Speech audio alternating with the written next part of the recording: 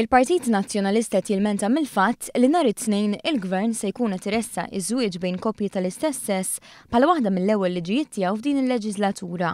Ma' Times of Malta l-wib tal-Grupp Parlamentari Nazzjonalista David Agius ilmenta li dwar din il-liġi irid aktar żmien.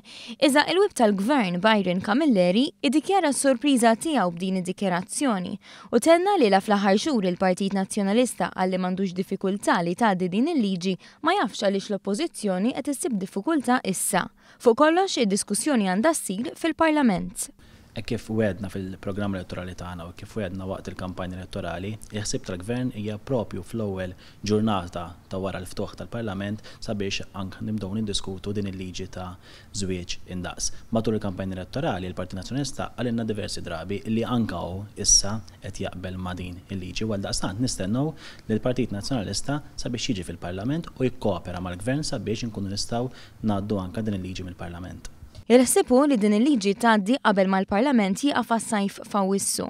Fuq l-aġenda parlamentari hemm ukoll approvazzjoni tal-estimi finanzjarji tal-awtoritajiet tal-Gvern u hawn ukoll Agius ilmenta. Skontu għadu ma nħatarx ix-Shadow Cabinet u allura l-Partit Nazzjonalista mhuwiex preparat.